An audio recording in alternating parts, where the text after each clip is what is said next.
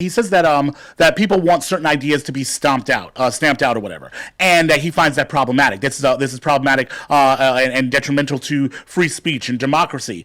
Where at the same time, I feel as if he's not taking into consideration what the things that people are calling the quote unquote call outs, what people are not accepting any longer, are aspects of a culture and a power structure that has actively oppressed people for hundreds of years, if you will, and that has actively played a role in actually causing people. Like he kind of makes light of microaggressions when it's been shown that these microaggressions that people consider very small things, but they actually they weigh very heavily on the people that are actually experiencing them. They actually shorten your life.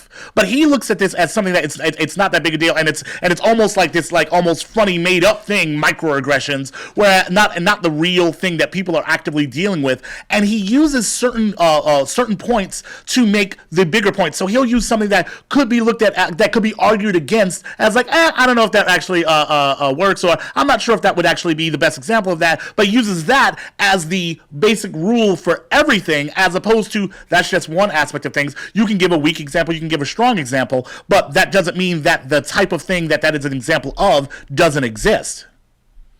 That's right. Yeah, absolutely. And so, also, yes. Yeah, go ahead. No, please.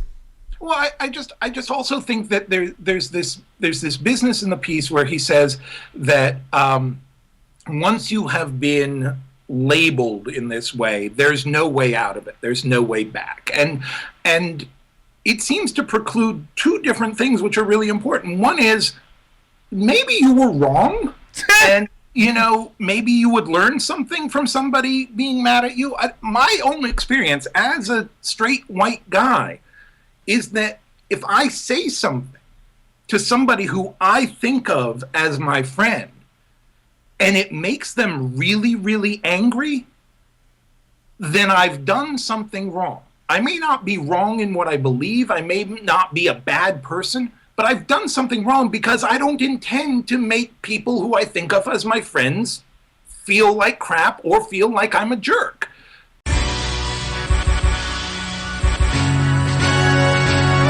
So from now on, whenever you hear these horns, just know you are now entering the blackness.